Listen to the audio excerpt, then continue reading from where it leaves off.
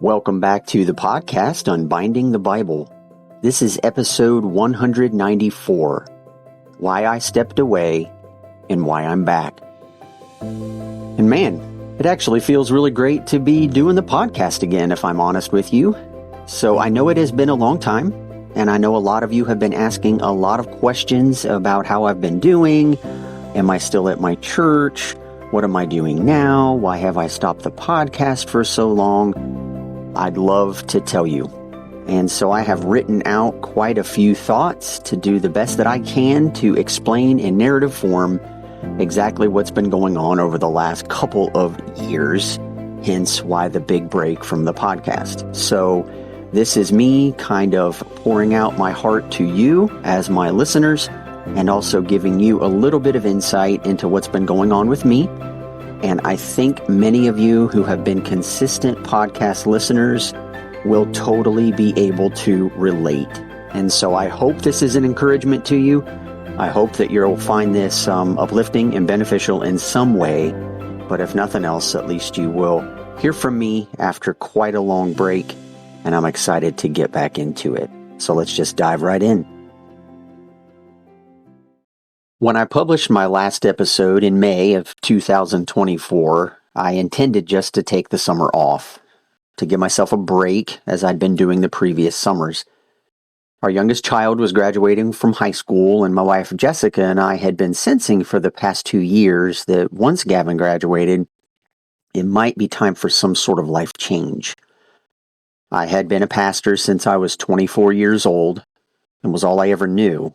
And having done it for over 20 years, I was starting to get worn out. Many of you know the topics I have chosen to address on this podcast, and I'm sure you can understand why it's been so tiring. My last episode, considering I used the word Trump right in the title, might have tipped you off. Yeah, ever since 2015, when that man first announced his intentions to run for president, I have been addressing what I perceive will prove to be a terrible blight on the reputation of the church. That a very large percentage of white evangelical Christians voted to put him in office in 2016, and many still continue to support him.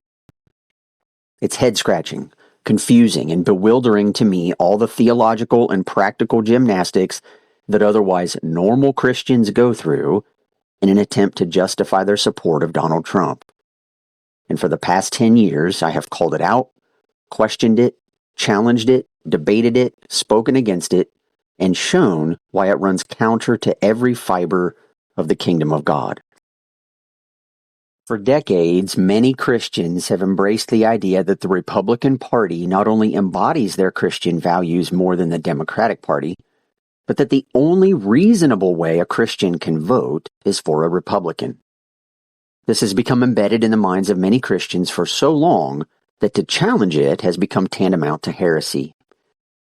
The beliefs that America is a Christian nation, or that protecting the rights of the unborn is the only true Christian position that matters, or that God has blessed America and sees America as a key player in his unfolding plans of blessing for the rest of the world, or that America's support for the state of Israel means God's continued blessing on this country, has captured the hearts of Christians nationwide and have become, in a strange sort of way, a kind of creed all on their own. I remember once in 2015 when I challenged the moral deficiencies of then presidential candidate Donald Trump, I had several church members approach me questioning my support for Hillary Clinton. The problem was I wasn't supporting Hillary Clinton. I was critiquing Christian support for a morally bankrupt Donald Trump. But the creed had already taken root. To be a good Christian, to be a good American, according to these members, was to vote Republican. And in a world filled with so much division, all Christians needed to stand united in supporting whatever candidate the Republican Party puts forward. After all, God's blessings on America depend on it. Fast forward several years to the summer of 2024. To the start of my break from the podcast and my musings about possibly taking a break from church ministry altogether to follow our kids to the Raleigh, North Carolina area, and the political climate in America was intensifying at an alarming rate. I have gone back and listened to my last episode, and it's strange to me all that has actually gone on in our world regarding Donald Trump since I published that episode. Can you even remember that far back? His claims that regarding Haitian immigrants in Springfield, Ohio, that they're eating the dogs, they're eating the cats, they're eating the pets of the people who live there, was just the beginning. I addressed this lie in one of my sermons, since I know a pastor in Springfield, Ohio, who happens to have many Haitian immigrants as members of his church. Never mind the 34 felony conviction that came out less than a day after my last episode was published, and how so many Christians simply adopted Trump's assessment of it, that it was a witch hunt. Of course, he's innocent. And it's really all the good he's been doing for the world. That's the reason he's being opposed. Christians begin believing this kind of thing, choosing to understand Trump's antics as the newest rendition of God works in mysterious ways, or we're all flawed human beings. Now, to be clear, both of those statements are true. But used in this context, they are classic examples of spiritual bypassing. The use of spiritual beliefs or practices to avoid dealing with painful emotions, unresolved trauma, or difficult psychological issues. Psychologically, it must be very difficult to know what you know about the Christian faith and yet still feel compelled to believe that God's blessings on America are tied somehow to the Republican Party voting in its candidate. Turns out, dismantling that belief is harder than most people thought, myself included. Because instead of letting that one go, many Christians instead decided to just figure out ways to hold on to their Christian beliefs and still support Donald Trump. So they use Christian slogans like, God works in mysterious ways, as a way of saying, hey, I can't understand how someone like Donald Trump could be God's chosen man for this time, but I'm not the one running the world. God is. And since we know God works in mysterious ways, who am I to question him? This is spiritual bypassing. It bypasses any meaningful work that needs to be done in reconciling love for God and neighbor with support of Donald Trump.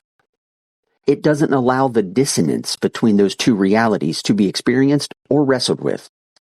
Instead, it simply slaps a Christian slogan onto all of the mess and walks away confident that while they don't personally agree with Donald Trump's morals, at least they are placing their strong faith in God. And that must count for something.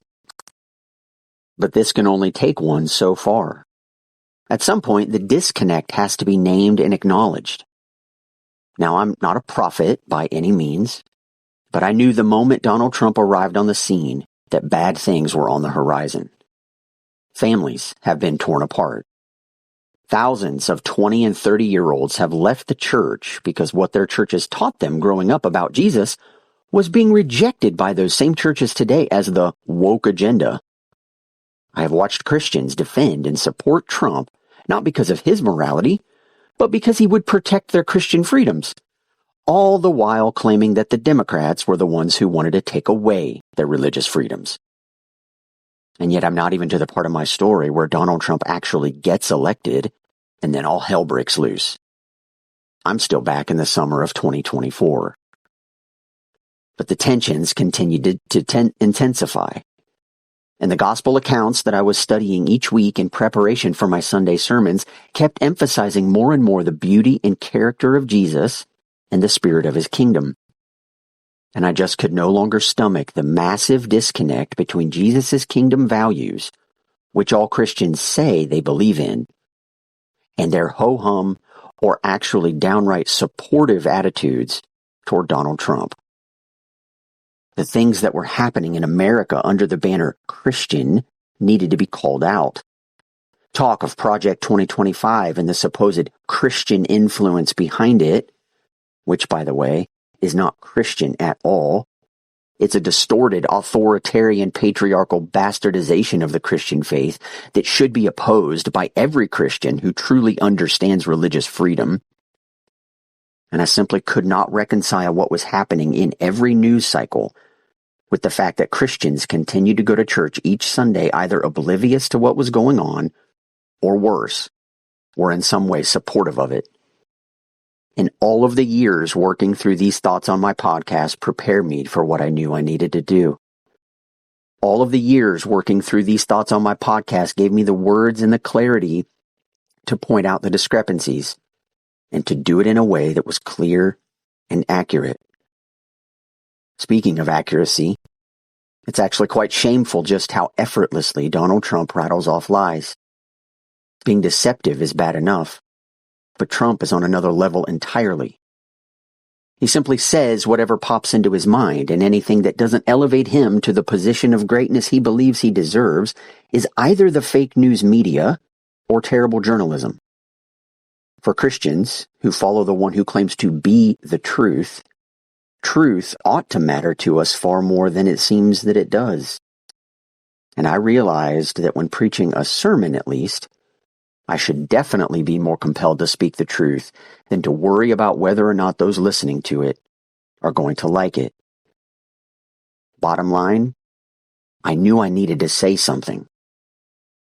So during one Sunday morning sermon, the date of which I do not even remember, I was clarifying a point from Jesus' Sermon on the Mount. I drew on the words of a pastor from Texas who, during Trump's first run for the presidency, said something to the effect of, "I do not want someone meek in the biggest office in the land. I want the meanest, toughest SOB I can find in the White House." Now, it was clear from my quoting of this pastor that I was attempting to expose the disconnect between Jesus' promise of blessing to the meek with this pastor's insistence that meekness should not be our concern when selecting a president. Now, that might be true, by the way. I'm not arguing that kingdom principles can and should be applied to non-Christians. What I wanted to challenge was the way this pastor went about supporting Trump, and he captured its essence. I want the meanest, toughest SOB I can find in the White House. And of course, it was clear he was referring to Trump. But I followed his quote with a quote of my own. And here were my exact words. You know what? Vote for Trump or don't vote for Trump. I don't care. Just don't use Christian morality as your reason. And I meant every last word of it, and still do. But some people heard that and panicked. Some people truly do think they are supporting Trump for moral reasons. They believed that he would protect the rights of the unborn, and so they felt compelled to vote for him for that reason, and that reason alone. Some people suggest they aren't voting for Trump per se, they just want to be sure a Democrat doesn't get elected. But whatever the reason, whatever the rationale, I'm certain the Christians who voted for him thought they were doing so for moral reasons. The problem I've discovered over the years, though, is that moral seems only to apply to a very specific set of values. It was considered moral to protect the rights of the unborn. It's often called pro-life. And yet concern for the life of those facing the death penalty, for example, receives far less support. Tragically, support for the death penalty is off the charts high among white evangelical Christians. And supporting social programs for new mothers once they actually have their babies? Opposition by nearly every voting Republican. What? Is it moral to demonize undocumented immigrants and make up lies about them to scare people into thinking they are here to harm us? What should a Christian think about undocumented immigrants? Is it moral to refer to a person as an illegal? People are not illegals. They may be undocumented, but they are still persons made in the image of God and should be treated with dignity as a result. How we treat those in our midst, whether they are here legally or not, says far more about our actual Christian values than whether or not our preferred presidential candidate does all he can to rid our country of them. I could go on, and have gone on, covering a variety of topics. But it never seems to matter. To those who are convinced of American exceptionalism, or that the Republican Party is God's preferred party, or that America really is a Christian nation, I have found that I simply do not know how to break through. and it became abundantly clear to me the week following that sermon. On Thursday, we had a leadership team meeting and several members prepared remarks to share. One wrote his thoughts down to ensure he got them all out correctly, questioning how I could challenge America's founding and why I choose to speak so negatively about Donald Trump. Another member echoed those remarks, suggesting that Trump was a trigger word that I really should not use in the pulpit. Trigger word? I asked. What do you mean? It's unnecessarily divisive, was the response. You can speak about certain things, in general, but you need to avoid getting into specifics. So let me get this straight, I responded. There's a word, Trump, that is on the lips of everyone every single day. In the news, on social media, in everyone's conversation. But I'm not allowed to say that word in church. Look, if I cannot speak into the issues of our time, then you are tying my hands behind my back. I speak about these issues because there have been other times in the past where the Christians were on the wrong side of history and have supported leaders that history proved were not good people. I speak about these issues because I see the Christians of our time heading down a similar road, and I don't want that to happen. Everyone listened, but remained unmoved. We aren't here for you to share your political views. We are here to worship Jesus. I understand that, I responded, but worship of Jesus cannot be separated from what our actual views of reality are in the real world, of how we treat our neighbors, and of the things we practically support. Just then, one of the members asked if she could go back to something I had said a few minutes earlier. When you said that Christians have been wrong before and been on the wrong side of supporting leaders that never should have been supported, were you referring to Hitler? Are you comparing Trump to Hitler? Now, for those of you who know me, I'm sure you know that I see many similarities between Trump and Hitler. But as a pastor, as one who is charged with shepherding people, with leading them, and with attempting to steer a ship that I believed could still be turned around, I rarely come right out and bluntly state things. So instead of reacting directly, I turned toward her and said, I'm not saying that Donald Trump is Hitler. I am simply saying that there were thousands of German Christians in the 30s and 40s who, because of their love of country and belief that God was in support of their purposes as a nation, went along with a leader in the name of God that was anything but Christian. We see that now, and it's easy to imagine that we would have never supported anyone like Hitler. And yet Donald Trump's authoritarian ideas, the way he speaks about his political enemies and demonizes anyone who disagrees with him as either fake news or as un-American, I am asking that we exercise large amounts of caution because I am telling you, bad things are coming if that man gets reelected. Now, that was where I ended the comparison. But I'd like to look briefly at what has actually unfolded since. Just to remind everyone, Hitler didn't start with camps. He started with Make Germany Great Again, banning books, targeting the press, creating enemies out of neighbors, defunding the arts, stoking fear of outsiders, and demonizing educators. Now let's think through Donald Trump's first 7 months in office. He has demonized, sued, and blackmailed major universities and cut off their funding. He's banned hundreds of books, consistently labeled the press as fake news or journalists as very low IQ individuals in an attempt to minimize their credibility.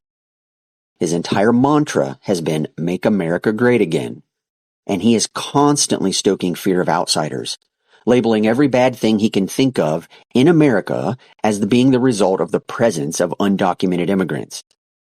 And his fear-mongering is working, sadly, even among Christians. Okay, but Hitler's Gestapo, right? His secret police. We would never have anything like that in America. Of course not. Never mind ICE agents in unmarked vehicles wearing masks and in plain street clothes, literally kidnapping people off the streets with no criminal record and putting them in detention facilities, only to be required weeks or months later to release them when it's proven they haven't committed any crime or that ICE mistook them for someone else. And don't even get me started on the El Salvador prison, or the Everglades immigration prison, which Trump disgustingly calls Alligator Alcatraz, or any of the other deranged ideas the Trump administration has come up with in an attempt to look tough. They are treating human beings as if they were animals. Something I'm sad to say is exactly what Hitler did. And for all those Republicans who truly felt the Constitution mattered, or that someone like Donald Trump would defend the Constitution, the Constitution literally set up 3 equal branches of government. And yet Trump himself constantly complains that the judicial system is getting in the way of his executive orders. He already has ignored several federal judges' orders regarding deportation of immigrants to detention facilities, and Trump either plays dumb and pretends that those judges didn't rule against him, or he simply calls them corrupt and then feels justified in ignoring their orders. He began his entire presidency centered on the injustice of DEI hires. And yay for the Trump administration for making hiring fair once again. Trump then promptly fired hundreds of government officials with actual credentials to do their jobs and hired, wait for it, completely unqualified candidates to serve in their place. The great irony, of course, is that meritocracy was touted as the true reason for challenging DEI. We want people hired based on their merits, not to hit some diversity quota. And yet the merits of those Trump then hired were completely non-existent. Only to Trump, these hires weren't unqualified because they possessed the one quality necessary to validate their usefulness to Trump: loyalty. Everyone who is loyal to Donald Trump is praised by Donald Trump. Everyone who even hints that they are in any way displeased with his decisions or critiques anything he says or does is fired immediately and replaced with someone who will do exactly what they're told. And sadly, that now includes every Republican in Congress. A huge number of people literally afraid of Donald Trump and unable to stand in the way of any legislative proposal he suggests. Trump's recent firing of the Bureau of Labor Statistics Commissioner, Erica McIntyre, because the jobs numbers for July were lower than what Trump wanted to hear reported, just goes to show there's literally nothing Trump won't do to ensure his vantage point on reality becomes reality, regardless of whether or not it's true. And of course, I'd be remiss if I didn't at least mention that Trump himself said in an interview, Hitler did some good things too, and then went on to praise Hitler's generals for their fierce loyalty.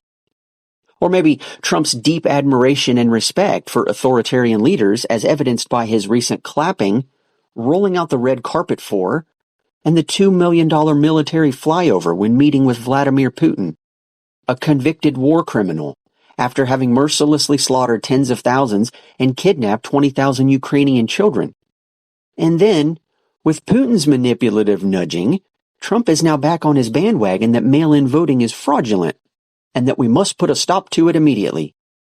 Or the fact that because Trump knows his popularity is waning and that Republicans stand to lose many midterm elections in 2026 is now simply gerrymandering voting districts in Texas and other states so that his party will not lose their hold on power.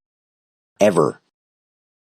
Trump himself even said in a recent Truth Social post, speaking of both his gerrymandering plans and putting a stop to all mail-in voting, quote, "If we do these 2 things, we will pick up 100 more seats and the crooked game of politics is over."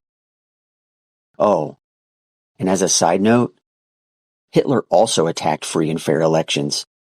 eventually solidifying control by passing the Enabling Act, which gave Hitler dictatorial powers to enact laws without parliamentary consent.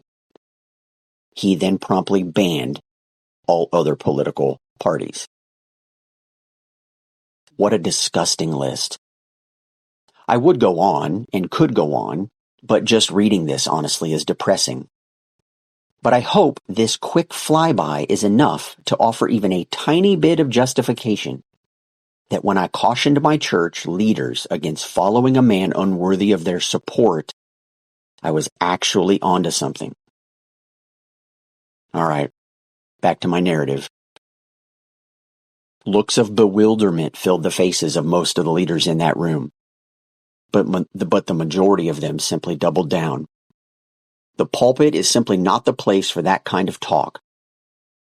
What kind of talk was what was racing through my mind? Talk about reality? What are we here for if we're not allowed to talk about topics that everyone is already talking and forming an opinion about? Is church just a place where we come tell each other things we already believe and leave the real world issues to be discussed in the parking lot or at home? Now, I know everyone has an opinion about what should and shouldn't be said in church, but I finally came to the realization that regardless of anyone else's view, I personally have a view too. And if this church isn't the kind of place that aligns with those views, or at the very least, is willing to have their perspectives challenged, then this just is not the kind of place for me to serve. I am confident enough in myself to know that there may just be someone better to serve the people in this setting than me. And I'm okay with that. But I can no longer push down the person I am in order not to receive the kind of blowback that I know will come when I speak about life in the real world. Life is too short to bottle that up. And I do wonder if Bonhoeffer ever received similar pushback for daring to mix politics and religion. If he did, I'm sure glad he didn't stop speaking about it. There were several other meetings that I had the following week. Members asking to meet with me personally. Others who were spent to speak to me on behalf of a larger group who had gathered without my knowledge to talk about what can and should be done about my recent messages. I'll be honest. That one stung. I thought that after so many years of pastoring and teaching and offering so much of myself to those members that they would have felt comfortable coming to me in person. But they did not. Instead, they met on their own, fed off of each other's anger, and then sent a representative to fill me in on their unified disappointment. It all felt very immature and junior highish to me, and I said so.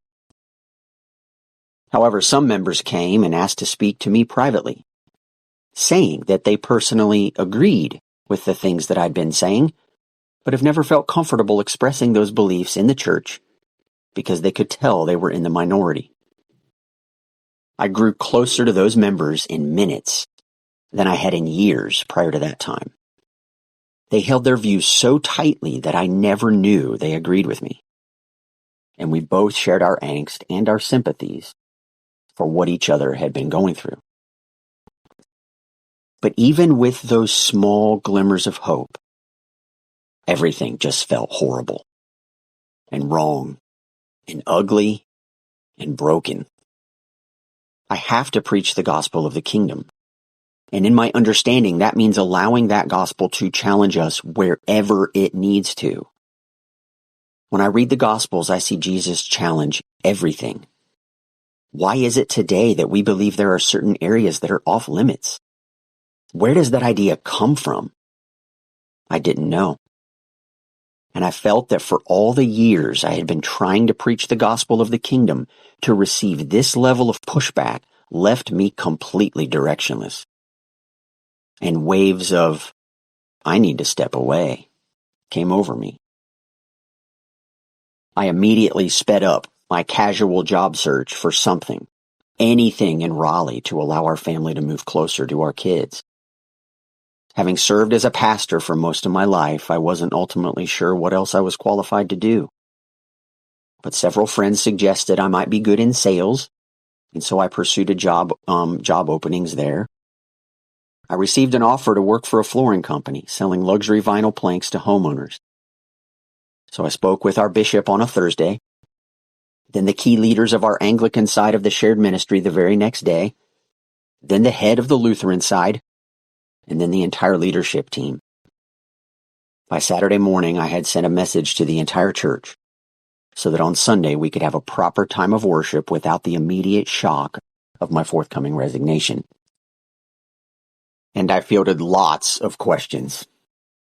I did everything I could to leave well, but it was hard. Members, I'm certain as a result of their own way of coming to grips with my departure, said things to me like, "God is going to be upset with you for not using your gifts anymore," and "You'll miss the church too much. I'm sure you'll come back to it sooner than you think," and "What do you mean you aren't going to another church? Why would you stop doing what you are clearly called to do?" And "So you're just walking away from your ordination vows? Did those vows not mean anything to you when you made them? You vowed to serve God and His church for your entire life. What do you mean you're stepping down and no longer preaching?" I handled these objections the best I knew how. I also realized that there is a lot of bad thinking today regarding calling and what God expects His people to do with the gifts He gives them. Yet in one more area, I realized the church simply needs better teaching. But I also realized that I'm just not the one to do it. At least not now. I needed to step away. I couldn't explain it, and in large part, I still can't. But I just knew my time there had come to an end. And it was as if everything just turned off, like a light switch. I don't think I had realized how much I had been carrying, or how much I had been pushing down. But I just had this overwhelming sense that it was time for me to close my mouth and just be a listener. Just be a regular person. No longer the one people come to in search of answers. No longer the one who has to come up with something important to say every single week. No longer the one who is expected to wow his congregation with a new interpretation on a familiar passage or even to unbind the Bible in my podcast each week. It was like I had been totally drained. I felt empty and with no direction whatsoever on what I would do a podcast episode on, even if I wanted to. And it felt both foreign and relieving at the exact same time. Everything just turned off. I spent the first 3 months in my new job not listening to a single podcast on religion or politics, or reading a single article or book on anything related to the Christian faith or biblical interpretation. 2 things I had done constantly for the past 20 years. Instead, I just dove headfirst into learning all I could about sales. Our house hadn't sold in Washington yet, so I lived above the garage of a friend for 3 months, selling floors, watching episodes of The Office, and eating large amounts of junk food. Pop-Tarts, Oreos, and family-sized boxes of Frosted Flakes were my regular go-tos. I wasn't depressed or even discouraged. I would just say mostly disillusioned. Pastoring was all I knew. Teaching others the Bible was all I knew. And now I was in a completely different world. Yet despite the massive learning curve, I actually found this time mentally and emotionally restful. I had friends and concerned church members ask me if I was losing my faith in the midst of all of this. But I wasn't. In fact, it was because of my faith that I knew I needed to step away. I know what the gospel of the kingdom calls its citizens to. And I was and still am committed to doing all of that. But I am simply unsure as to just where and in what capacity I'm meant to play my part. I've thought for years how nice it would be to eventually land in a church as just a regular member, and if and when an opportunity arose, simply offer my services as a Sunday school teacher, or to fill in for the pastor when he or she would be out of town, or to offer classes on biblical interpretation to those interested in learning, but on an entirely voluntary basis, and with no expectations that people will like or even agree with what I would say. For years, I just assumed, with the help of friends and other colleagues, that since I was gifted at teaching, then that must mean I'm supposed to be a pastor. I just conflated the two in my mind. Teacher equals pastor. But that's not actually true. Sometimes teachers just teach. Sometimes teachers just podcast. Sometimes teachers just write. And sometimes teachers do other things to pay their bills and utilize their teaching strengths in volunteer capacities. I am mentally exploring all of these options, and I do not yet know where I will eventually land. In the meantime, I'm still being quiet, listening to God's direction, observing the world around me, and what a world it is right now, good grief, and discerning where my insights and abilities might best serve my neighbors for their flourishing and the good of the kingdom of God. And so slowly, I've started listening to podcasts again. I've started reading articles and books again. I've started brainstorming about possible podcast episodes that I might do and how I would continue to offer wisdom and guidance to Christians regarding how their beliefs should affect their view of the world today and how they should live. And yes, for those who have asked me about this over the years, I have in fact started thinking about writing a book. Now, it's nothing but random notes at this point, but I am working through an outline and some possible chapter titles. But writing a book takes a long time, and there are a lot of things that need to be said now. My wife has encouraged me in recent weeks to consider starting the podcast up again because I already have an audience and because our world needs voices like mine to challenge the chaos in America right now. I am honored by her confidence in me. And I know many of you have expressed an eagerness for me to begin speaking more regularly as well. So here we are. Now, as many of you know, I process things rather slowly, and I have never been great at offering key insights into public life as the events themselves are unfolding. But I'm still disillusioned at the sheer number of Christians who go to church on Sundays, read their Bibles regularly, and truly love Jesus, and yet not see the destructive nature of Donald Trump and how he has duped so many Christians into thinking that alignment with him and his policies truly serves their interests.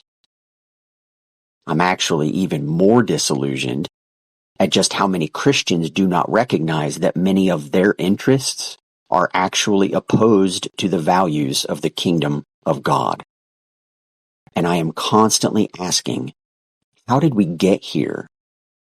How can Christians hold to theological beliefs and yet be so off base when it comes to living as good humans in the world? What have Christians missed in their pursuit of sound doctrine that allows them to embrace Jesus' love for them, but justify their hatred for immigrants, or people of color, or the LGBT community? Why do so many Christians feel justified in judging the lifestyles of everyone else but themselves? Where does this improper understanding of the world come from?